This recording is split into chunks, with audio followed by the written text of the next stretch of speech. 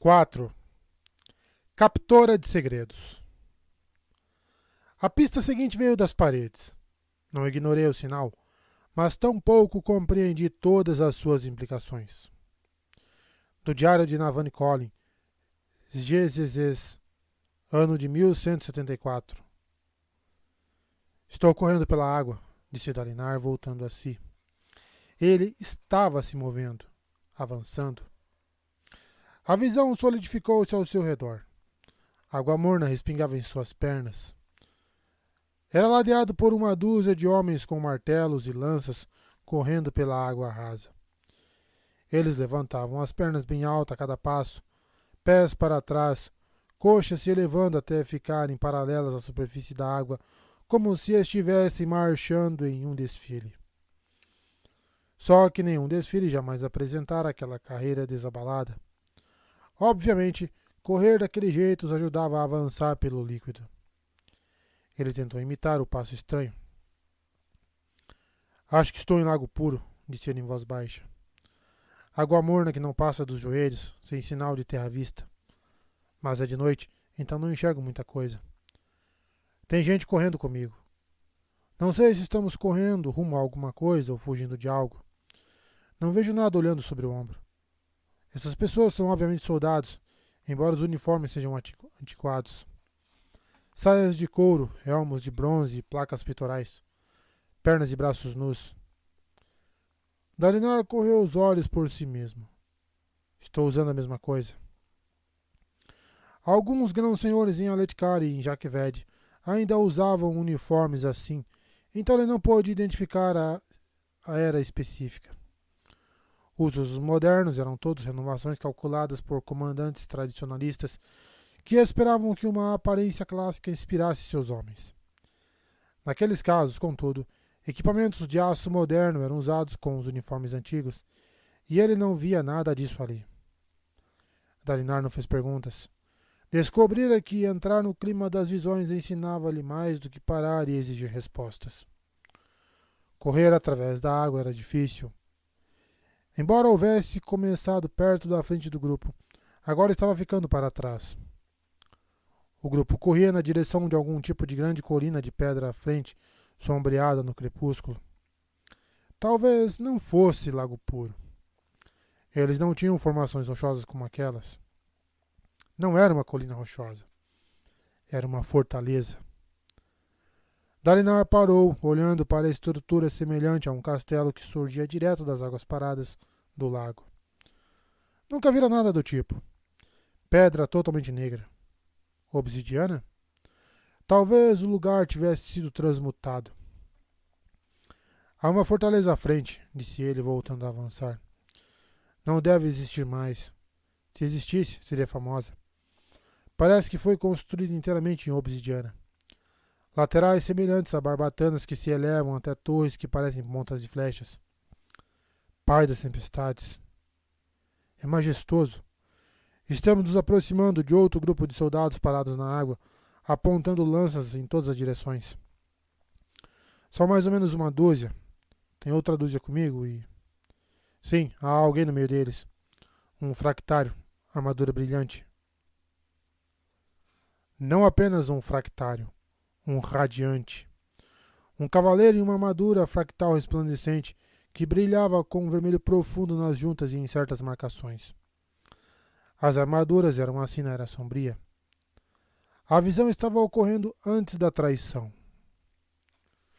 Como todas as armaduras fractais, aquela chamava a atenção.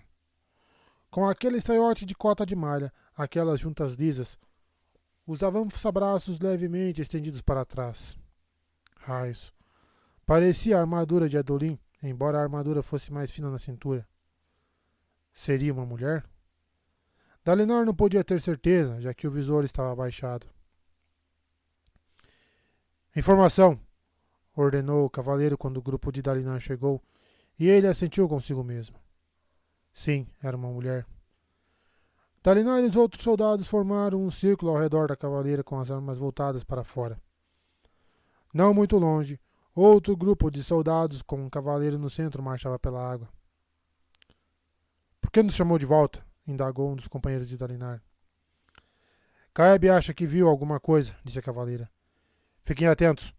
Vamos nos mover cuidadosamente. O grupo se afastou da fortaleza em uma direção diferente da que tinha vindo. Dalinar segurava a sua lança apontada, suando nas têmporas. Aos seus olhos não se via diferente do normal. Os outros, contudo, o viam como um dos seus. Ele ainda não sabia muito sobre aquelas visões. O Todo-Poderoso as enviava de algum modo. Mas o Todo-Poderoso estava morto, como ele mesmo admitira. Então, como funcionava? Estamos procurando alguma coisa, sussurrou Dalinar. Equipes de cavaleiros e soldados foram enviados para encontrar alguma coisa avistada. Você está bem, novato? Perguntou um dos soldados ao seu lado. Estou bem, respondeu Dalinar. Só preocupado. Quero dizer, nem sei direito o que estamos procurando. Um espreno que não age como deveria, respondeu o homem. Mantenha os olhos abertos. Quando já Anat toca um espreno, ele passa a se comportar de um jeito estranho. Chame a atenção para qualquer coisa que veja. Dalinar assentiu, então repetiu as palavras bem baixo, na esperança de que Navani pudesse ouvi-lo. Ele e os soldados continuaram a varredura. A cavaleira no centro falando com ninguém? Parecia que ela estava tendo uma conversa, mas Dalinar não via nem ouvia mais ninguém com ela. Ele voltou sua atenção aos arredores. Sempre quisera ver o centro de Lago Puro, mas nunca teve a chance de visitar mais que a fronteira. Não encontrara tempo para um desvio naquela direção durante sua última visita a Azir. Os assistianos sempre pareciam surpresos que ele quisesse ir até lá, já que alegavam que não havia nada lá. Dalinar estava calçado com algum tipo de sapato apertado, talvez para impedir que cortasse os pés em qualquer coisa oculta pela água. O chão era desigual em alguns lugares, com buracos e sulcos que ele sentia mais que via. Ele percebeu que estava assistindo aos peixinhos nadarem de um lado para o outro, sombras na água, e havia um rosto junto deles. Um rosto. Dalinar gritou, pulando para trás, apontando sua lança para baixo. Era um rosto, na água. Um espreno de rio? Indagou a cavaleira, indo se pôr ao seu lado. Parecia uma sombra, descreveu Dalinar. Olhos vermelhos. Está aqui, então, disse a cavaleira. O espião de Sejah Anat. Caeb, corra até o posto de controle. O resto de vocês continue vigiando. Ele não vai conseguir ir longe sem um hospedeiro. Ela puxou algo de seu cinto, uma pequena bolsa. Ali, disse Dalinar, identificando um pequeno ponto vermelho na água. O ponto fluiu para longe dele, nadando como um peixe. Ele foi atrás da criatura correndo como aprendera antes. Mas de que adiantaria perseguir um espreno? Não era possível capturá-lo. Não com qualquer método que ele conhecesse. Os outros foram atrás deles. Os peixes fugiram, assustados pelos respingos de Dalinar. Estou caçando um espreno, sussurrou Dalinar. Era isso que estávamos procurando. Parece um pouco com um rosto sombrio, com olhos vermelhos. Ele nada pela água como um peixe. Espere! Tem outro se juntando a ele. Maior. Uma figura inteira, deve ter 1,80 m. Uma pessoa nadando, mas como uma sombra, ele... Raios! Gritou subitamente a cavaleira. Ele trouxe uma escolta. O espreno maior se contorceu, e então afundou mais na água, desaparecendo no chão rochoso. Dalinar parou, sem saber se devia continuar caçando ou menor ou permanecer ali. Os outros se viraram e começaram a correr na direção oposta. Ah, não! Dalinar recuou enquanto o fundo rochoso do lago começou a tremer. Ele tropeçou, caindo na água. Era tão clara que ele pôde ver o chão rachando debaixo de si, como se alguma coisa grande estivesse batendo contra ele por baixo. Anda! Gritou um dos soldados, agarrando pelo braço. Dalinar foi puxado de pé enquanto as rachaduras abaixo se alargavam. A superfície do lago, anteriormente tranquila, agora estava agitada e cheia de ondas. O solo deu um tranco, quase derrubando Dalinar novamente. À sua frente, vários soldados chegaram a cair. A cavaleira permaneceu firme, uma enorme espada fractal se formando em suas mãos. Dalinar olhou sobre o ombro a tempo de ver uma rocha emergindo da água, um braço comprido, esguio, de talvez 1,5 metros de comprimento. O braço saiu da água em uma explosão, depois caiu pesadamente, como se desejasse encontrar um apoio firme no leito do lago. Outro braço surgiu ali perto, o cotovelo voltado para o céu. Então os dois se flexionaram, como se estivessem presos a um corpo fazendo flexão. Um corpo gigante se desprendeu do chão rochoso. Foi como se alguém enterrado na areia estivesse emergindo. A água fluiu das costas estriadas e esburacadas da criatura, que estava recoberta de pedaços de casca pétrea e fungos submarinos. O espreno havia de algum modo animado a pedra.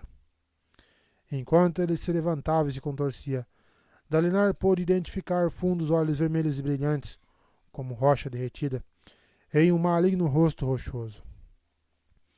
O corpo era esquelético, com membros finos e ossudos, e dedos pontudos que terminavam em garras pétreas. O peito era uma caixa torácica de pedra. "Petronante!" gritaram os soldados. "Martelos! Martelos apostos!" A cavaleira colocou-se diante da criatura, que tinha quase 9 metros de altura e escorria água. Uma calma luz branca começou a emanar dela, lembrando Dalinar da luz das esferas. Luz das tempestades. A mulher levantou a espada fractal e atacou, atravessando a água com uma sinistra facilidade, como se não lhe causasse qualquer resistência. Talvez fosse a força da armadura fractal. "Eles foram criados para vigiar", disse uma voz atrás dele.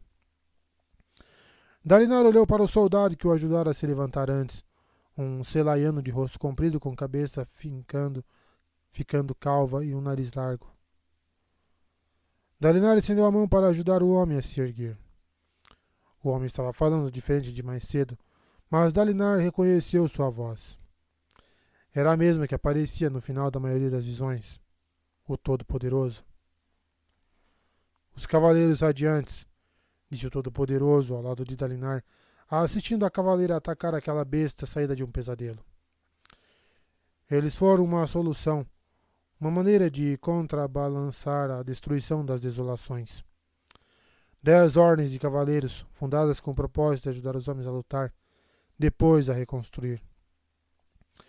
Dalinar repetiu o discurso palavra por palavra, concentrado em captar cada uma delas e não em entender o significado. O Todo-Poderoso se virou para ele. "Fiquei surpreso quando essas ordens chegaram. Não ensinei isso aos meus arautos. Foram os esprenos, desejando imitar o que eu tinha dado aos homens, que tornaram isso possível. Você vai precisar refundá-las. Essa é a sua tarefa. Você deve uni-los. Crie uma fortaleza que possa resistir à tempestade. Atormente Odium. Convença-o de que ele pode perder e aponte um campeão. Ele vai aproveitar essa chance, em vez de arriscar outra derrota, como já aconteceu tantas vezes. Esse é o melhor conselho que posso lhe dar." Dalinar acabou de repetir as palavras. Além dele, a luta começou a ganhar intensidade, água espirrando e rocha quebrando. Soldados se aproximaram portando martelos, e inesperadamente esses homens agora também brilhavam com luz das tempestades, embora de modo muito mais fraco. "Você foi surpreendido pela chegada dos cavaleiros", disse Dalinar ao Todo-Poderoso. "E essa força, esse inimigo conseguiu matá-lo. Você nunca foi Deus. Deus sabe de todas as coisas. Deus não pode ser morto. Então, quem era você?" O Todo-Poderoso não respondeu. Não podia. Dalinar havia compreendido que aquelas visões eram algum tipo de experiência pré-determinada, como uma peça. As pessoas nela podiam reagir a Dalinar como atores capazes de improvisar até certa medida. O próprio Todo-Poderoso nunca fazia isso. "Farei o que puder", disse Dalinar. "Vou refundá-los, vou me preparar. Você me disse muitas coisas, mas tem uma coisa que descobri por conta própria. Se você pode ser morto, então o outro, como você, seu inimigo, provavelmente também pode. A escuridão caiu sobre Dalinar. Os gritos e sons da água agitada sumiram. Será que aquela visão ocorrera durante uma desolação ou entre elas? As visões nunca diziam bastante.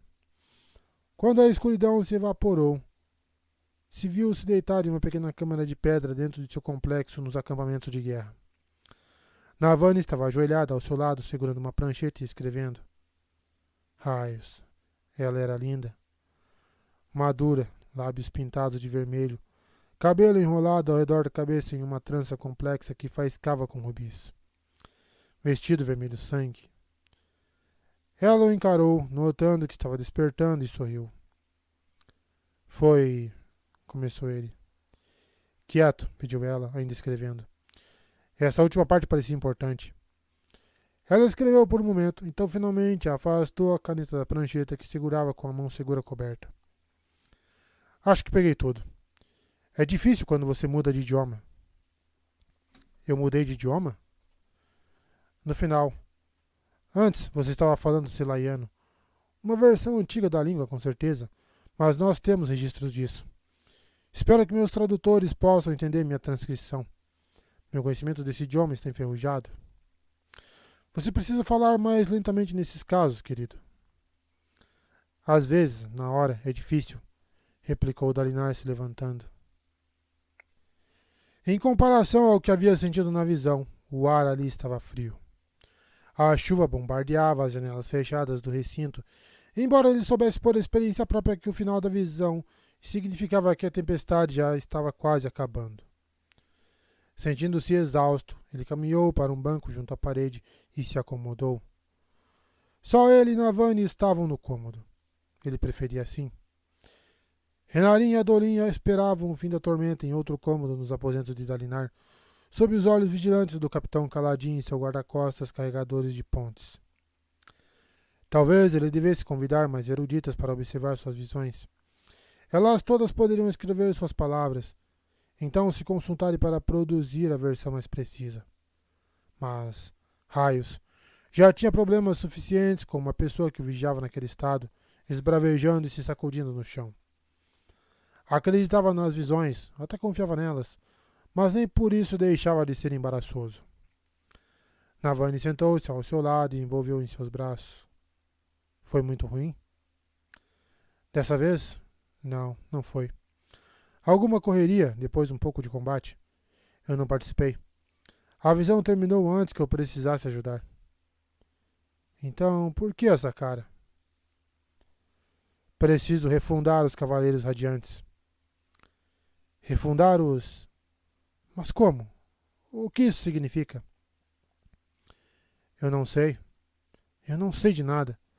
Só tenho pistas e ameaças nebulosas. Alguma coisa perigosa está a caminho, isso é certo. Tenho que detê-la. Navani pousou a cabeça em seu ombro. Ele fitou a lareira, que crepitava baixinho, dando ao cômodo pequeno um brilho cálido. Essa era uma das poucas lareiras que não fora convertida para os novos dispositivos fabriais de aquecimento. Ele preferia o fogo de verdade, embora não fosse dizer isso a Navani. Ela trabalhava duro para criar novos fabriais para todos. Por que você? Indagou Navani. Por que precisa fazer isso? Por que um homem nasce rei e o outro um mendigo? Perguntou Dalinar. Assim é o mundo. É tão fácil assim para você? Não é fácil, mas não adianta exigir respostas. Ainda mais se o Todo-Poderoso está morto. Talvez ele não devesse ter compartilhado esse fato com ela. Aquela única ideia bastaria para que ele fosse marcado como um herege, afastando seus próprios fervorosos e dando a Sadeas uma arma contra o trono. Se o Todo-Poderoso estava morto, o que Dalinar adorava? Em que acreditava? Vamos registrar suas memórias da visão, Navani suspirou, se afastando dele, enquanto ainda estão frescas. Dalinar concordou. Era importante ter uma descrição que acompanhasse as transcrições. Ele começou recontando o que tinha visto, falando lentamente o bastante para que ela pudesse escrever tudo. Descreveu o lago, as roupas dos homens, a estranha fortaleza ao longe. Navani disse que havia histórias de grandes estruturas em Lago Puro contadas por algumas pessoas que viveram lá. Essas histórias eram consideradas mitológicas pelas eruditas. Dalinar se levantou e andou de um lado para outro enquanto passava para a descrição da criatura horrenda que surgira do lago. Ele deixou para trás um buraco no leito do rio, explicou Dalinar. Imagine que você traçou a silhueta de um corpo no chão. Depois viu esse corpo se desprender do chão. Imagine a vantagem tática que um ser assim teria. Os planos se movem com rapidez e facilidade. Um deles poderia se esgueirar pelas linhas de batalha, depois se levantar e começar a atacar a equipe de apoio. O corpo de pedra da fera deve ter sido difícil de quebrar. Raios. Espadas fractais. Fico pensando se essas são as coisas que as armas foram realmente projetadas para combater. Navani sorriu enquanto escrevia. O que foi? Indagou Dalinar, parando de andar. Você é mesmo um soldado? Sim, o que tem? É encantador, respondeu ela, terminando de escrever. O que aconteceu depois? O Todo-Poderoso falou comigo.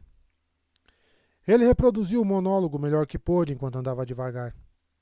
Preciso dormir mais, pensou. Não era mais o jovem que fora há 20 anos, capaz de ficar acordado a noite inteira com Gavilar, com uma taça de vinho na mão, enquanto ouvia seu irmão fazer planos, e depois partir para a batalha no dia seguinte cheio de vigor e ansioso por uma contenda. Quando ele concluiu a narrativa, Navani se levantou, guardando seu material de escrita. Levaria aquelas palavras e faria com que as eruditas dela, as eruditas dele, de quem ela se apropriara, trabalhassem para combinar as palavras em aletiano com as transcrições que registrara. Contudo, naturalmente, ela primeiro removeria as linhas onde ele mencionava questões sensíveis, tais como a morte do Todo-Poderoso. Ela também procuraria referências históricas que correspondessem às suas descrições. Navani gostava de tudo bem correto e quantificado. Ela havia preparado uma linha do tempo para todas as visões, tentando encaixá-las em uma única narrativa. Você ainda vai publicar proclamação esta semana? Perguntou ela. Dalinar assentiu. Ele a transmitira para os grãos príncipes uma semana atrás, em particular. Quisera liberá-la no mesmo dia para os acampamentos, mas Navani convencera-o de que esperar era mais inteligente. As notícias estavam vazando aos poucos, mas isso permitiria que os grãos príncipes se preparassem. A proclamação irá a público dentro de alguns dias, disse ele, antes que os grãos príncipes possam pressionar e rocar ainda mais para revogá-la. Navani apertou os lábios. É necessário, insistiu Dalinar. Você deveria uni-los. Os grãos príncipes são crianças mimadas, disse Dalinar. Mudá-los vai exigir medidas extremas. Se você partir o reino em pedaços, nunca conseguiremos unificá-lo. Vamos garantir que ele não se parta. Navani olhou de cima a baixo, depois sorriu. Eu gosto desse seu lado mais confiante, devo admitir. Se pudesse pegar emprestado só um pouco dessa confiança em relação a nós. Estou bastante confiante em relação a nós, disse ele, puxando-a para perto. É mesmo? Porque essas viagens entre o Palácio do Rei e seu complexo desperdiçam um bocado do meu tempo todos os dias. Se eu trouxesse minhas coisas para cá, digamos, para os seus aposentos, pense em como tudo seria muito mais conveniente. Não. Você tem certeza de que não vão permitir nosso casamento, Dalinar? Então, o que mais vamos fazer? É pela moralidade da situação? Você mesmo disse que o Todo-Poderoso está morto. Uma coisa ou é certa ou é errada, disse Dalinar teimoso. O Todo-Poderoso não entra nisso. Deus não entra no fato de seus mandamentos serem certos ou errados? Rebateu Navani, séria. Isso. Cuidado, disse Navani. Você está parecendo a Jasna. De qualquer maneira, se Deus está morto. Deus não está morto. Se o Todo-Poderoso morreu, então ele nunca foi Deus. Só isso. Ela suspirou, ainda perto dele, então ficou na ponta dos pés e o beijou, e não de maneira recatada. Navani considerava o recato coisa de gente frívola e dissimulada. Então, foi um beijo apaixonado, pressionando sua boca, empurrando sua cabeça para trás, querendo mais. Quando ela se afastou, Dalinar estava sem fôlego. Ela sorriu para ele, então se virou, pegou suas coisas. Ele não havia notado que elas deixara cair durante o beijo e caminhou até a porta. Não sou uma mulher paciente, você sabe. Sou tão mimada quanto esses grãos príncipes, acostumada a conseguir o que eu quero. Ele bufou. Nada disso era verdade. Ela sabia ser paciente, quando era do seu interesse. O que ela queria dizer era que isso não lhe interessava naquele momento. Navani abriu a porta e o próprio capitão Caladinho espiou ali dentro, inspecionando o cômodo. O carregador de pontes era dedicado. Cuide dela na viagem de volta para casa, soldado, ordenou Dalinar. Caladinho fez uma saudação. Navani passou por ele e saiu sem dizer adeus, fechando a porta e deixando Dalinar sozinho novamente.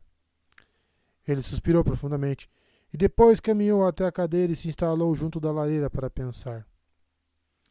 Despertou algum tempo depois, com o fogo já apagado. Raios. Agora ele estava caindo no sono no meio do dia? Se ao menos não passasse tanto tempo rolando na cama, a cabeça cheia de preocupações e fardos que nunca deveria ter sido dele. O que havia acontecido com os dias simples? Sua mão na espada, seguro de que Gavilar cuidaria das partes difíceis. Dalinar se espreguiçou e levantou-se. Precisava rever as preparações para a transmissão da proclamação do rei, e então cuidar para que os novos guardas...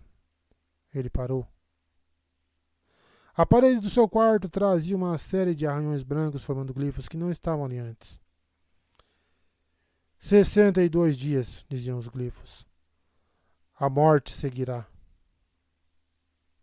Algum tempo depois, Dalinar se levantou, empertigado, as mãos unidas às costas enquanto via Navani conversar com Ushu, uma das eruditas dos Colin.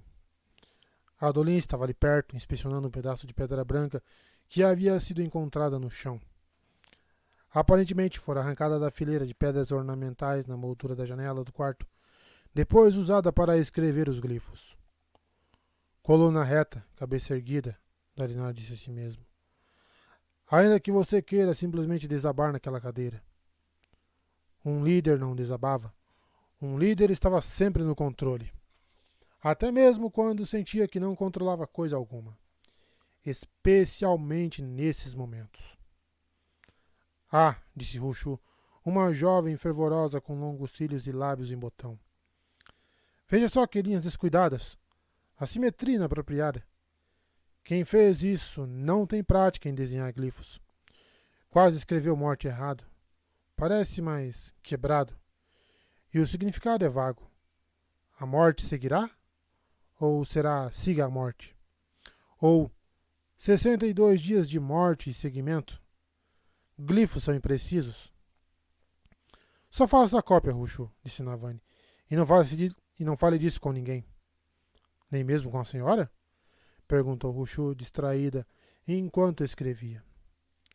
Navani suspirou, caminhando até Dalinar e Adolin. Ela é boa no que faz, disse Navani em voz baixa. Mas às vezes é meio tonta. De qualquer modo, ela conhece linguagem manuscrita melhor do que qualquer pessoa. É uma das suas várias áreas de interesse. Dalinar assentiu, ocultando seus medos. Por que alguém faria isso? Perguntou Adolin, deixando cair a pedra. É algum tipo de ameaça obscura? Não, respondeu Dalinar. Navani o encarou. Rushu, deixa-nos por um momento, pediu ela. A mulher não respondeu de início, mas saiu apressada depois que Navani repetiu o pedido. Quando abriu a porta, revelou membros da Ponte 4 do lado de fora, liderados pelo capitão Caladin, com uma expressão sombria. Ele havia acompanhado a saída de Navani, depois voltara para encontrar aquilo, e então imediatamente enviara homens para verificar se Navani estava bem e trazê-la de volta. Ele obviamente culpava-se por aquele lapso, pensando que alguém havia se esgueirado para dentro do quarto de Dalinar enquanto ele dormia. Dalinar acenou, mandando o capitão entrar. Kaladin se apressou e, por sorte, não viu o maxilar de Adolin se retesando enquanto observava.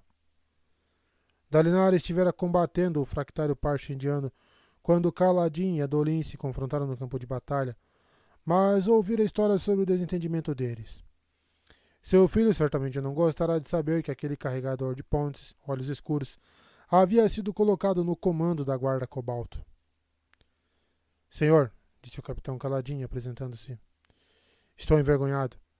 Uma semana no trabalho e falhei com o senhor.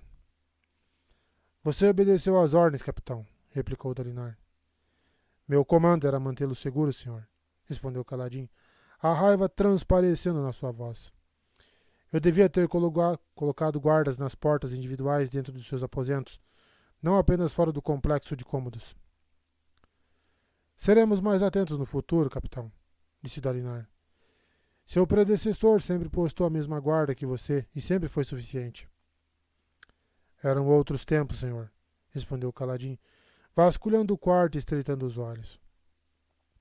Ele voltou sua atenção para a janela, pequena demais para deixar alguém se esgueirar para dentro.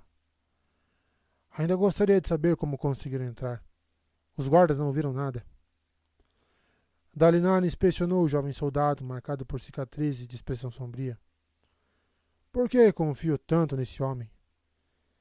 Ele não conseguia identificar o motivo, mas, com o passar dos anos, aprendera a confiar nos seus instintos como soldado e general. Algo o levava a confiar em Kaladin, e ele aceitava esse instinto. Isso é uma questão de menor importância, declarou Dalinar. Kaladin fitou com um ar severo. Não se preocupe demais com como a pessoa entrou para escrever na minha parede. Só seja mais vigilante no futuro. Dispensado. Ele acenou com a cabeça para Kaladin, que se retirou com relutância, fechando a porta. Adolin se aproximou. O jovem de cabelo volumoso era tão alto quanto Dalinar. Às vezes era difícil se lembrar disso. Não fazia tanto tempo que Adolin fora um garotinho entusiasmado com uma espada de madeira. Você falou que acordou e encontrou isso aqui, disse Navani. Falou que não viu ninguém entrar, nem ouviu ninguém fazendo desenho. Dalinar assentiu. Então por que tenho a súbita e distinta impressão de que você sabe por que isso está aqui? Eu não sei com certeza quem fez isso, mas sei o que significa. O que é, então? Insistiu Navani. Significa que temos muito pouco tempo, respondeu Dalinar. Envie a proclamação, depois vá até os grãos príncipes e combine uma reunião. Eles vão querer falar comigo. A tempestade eterna está chegando. 62 dias. Não era tempo bastante. Era, aparentemente, tudo o que ele tinha.